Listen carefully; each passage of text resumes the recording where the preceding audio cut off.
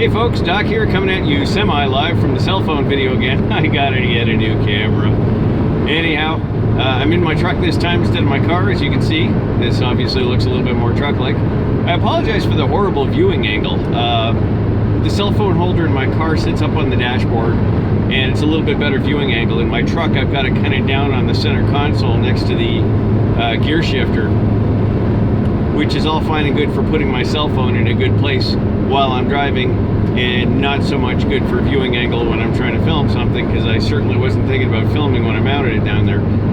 Anyways, I'm on another road trip again, this time with my truck, as I'm getting something a little bit bigger than a Maytag engine. Hope you guys enjoyed that. I certainly did. And I'm really excited about this piece that I'm picking up today. I'm going to try and keep this short and sweet, because, you know, me babbling at the camera while driving probably isn't all that entertaining to watch. Hang on, lane change. But this piece that I'm picking up now is kind of the final major puzzle piece in a project that I'm going to be starting fairly soon, hopefully. I'm actually really excited about this project. This is kind of the next progression of Diesel Weasel, if you will. It's sort of related. It's kind of in the same vein. But it's going to be a little bit more out there, so to speak. I don't want to release the details yet. The details will come soon. But right now I got to go pick up this puzzle piece, and this is going to be about a 2-hour drive. You wouldn't mind keeping that damn thing in your own lane, would you, bud? Anyhow, thanks for tuning in, and I'll check in with you after I've scored this damn thing. Later.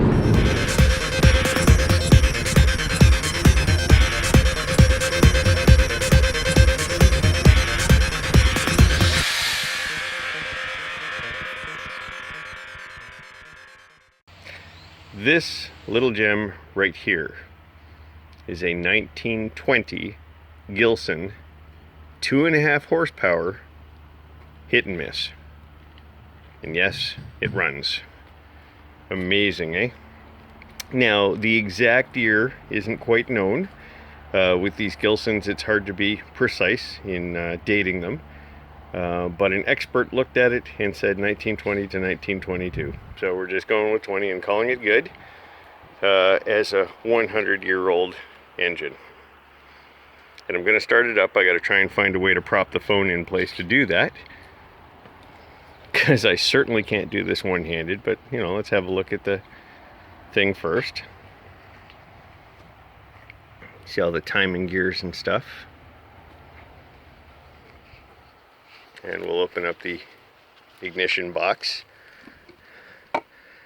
That's a Ford Model T buzz coil.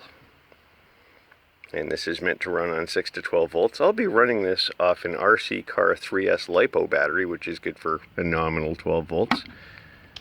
There's the carburetor, or the mixer as they call it. And if you look on the right-hand side of your screen, you'll see that silver doohickey there. That's a check valve. It's a modern check valve because the original one was missing. I'm going to be searching for a more period-correct one. But that was a key to getting this thing running correctly. When I brought it home, it would only run choke closed, and that was the reason. Okay, so this is going to be a true cold start. I haven't started it today. I've got the battery connected, but the ignition turned off. And get the needle valve in a good position. Roll it through to pick up some fuel.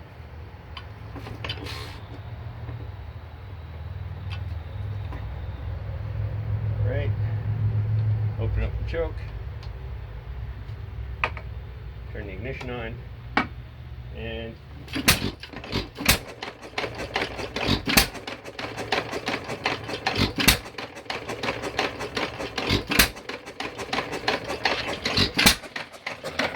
there you have it.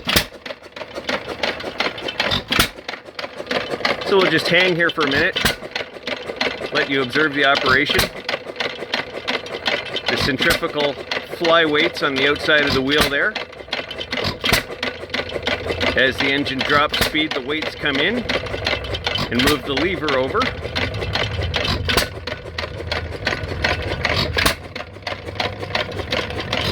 I find these things so fascinating. You can see where the finger is coming over and getting caught for the missed cycles.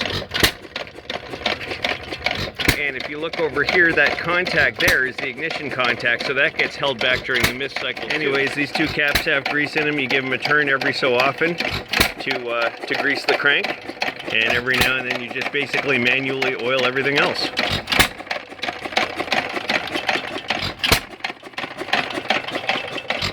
There's the big pulley for the flat belt you would use to run whatever implements that you're running off this thing.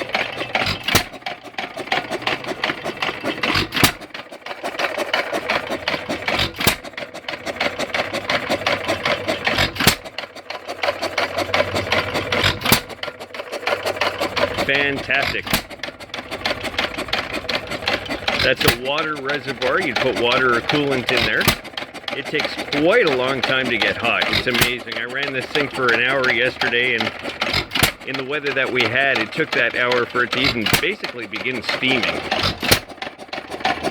Gilson called these motors Johnny on the spot because it was fairly small and compact, and you would just drag it out to whatever you need done, loop a belt around it, kick it off, and go. Because the ignition system only fires when it's got compression, in other words, not on the mist cycles, a battery would go all day long plus.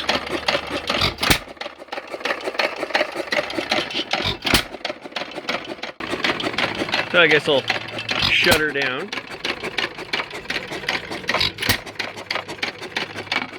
Turn the ignition switch off.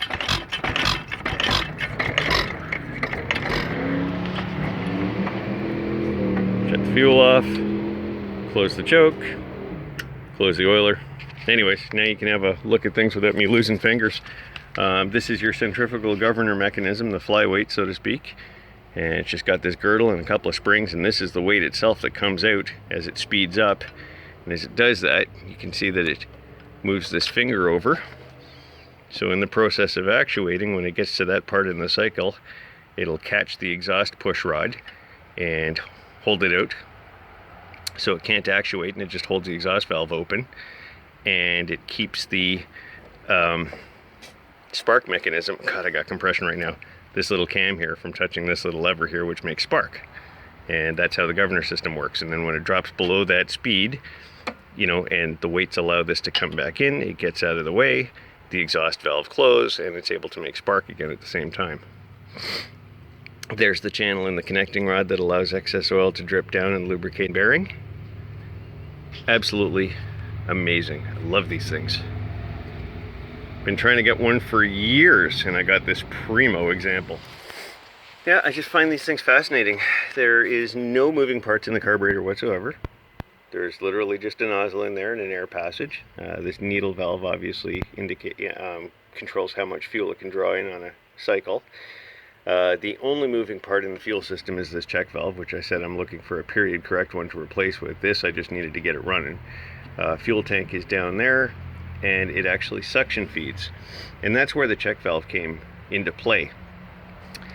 When I first got this thing off the truck and tried to get it running, it took a bit for me to figure out the starting procedure, but basically the choke here, that's open and that's closed. With the choke closed, I could get it to run consistently. The problem is, and this is where it got strange, no matter how much I dialed open this needle valve, nothing would change. As soon as I closed the choke, or as soon as I opened the choke, it would go through a bunch of hits and then just die. And I noticed that it wasn't smoking a bunch of black. So with the choke fully closed, and it wasn't running too rich, obviously it's not getting enough. So what I realized part of the problem was, and this is part of the starting procedure, is, you know, you'd close the choke and pull it through a few revolutions, and that makes it suck the fuel up from the tank. Because like I said, there's no fuel pump whatsoever, so it relies on that to suck the fuel up. In normal operation, the check valve, which would normally be right here, prevents the fuel from dropping back down into the tank. So when you open the choke and it loses a bunch of that suction on the fuel is still there ready to be drawn in. Whereas without the check valve, it just falls back into the tank, and that's why it was dying no matter what I did, and still not overfueling even though the choke was closed. So I grabbed this off of Amazon a couple days later, poof, there it is, spliced it into the fuel line, fired this thing up, and it immediately ran for an hour straight with no choke. So I was very pleased with that result. And I'm in the process of looking around online for a period correct check valve so I can get that modern looking stuff out. Anyhow, I'm going to run out of memory on this cell phone again very soon. I keep having to go back to lead stuff, so I'm going to talk really fast. I just wanted to show you this 1920 Gilson, which I'm really excited about. Scratch one off the bucket list. And I've got a really interesting project plan in the works, and this one actually has me excited. You know, trying to get something going in the brain basically since the Diesel Weasel hasn't been all that successful. It's kind of like I hit the ultimate peak and then nah. So I'm going to get back to a couple of projects. Boss Hoss is definitely going to happen this winter, but a few of the other things that I thought I was going to do, I'm not going to do. However, this do is going to be interesting, and it's going to kind of be in the same vein as Diesel Weasel, but entirely different. So stay tuned, and soon I will tell you all about that. It's going to be kind of cool. Thanks for watching.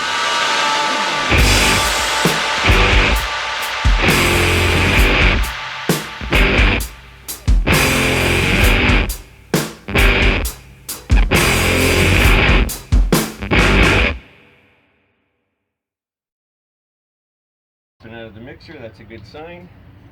Lean in, turn on the ignition, and hit it.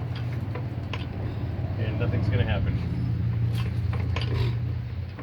I think I might have got my ignition switch rolling the wrong way, so bear with me for a second here.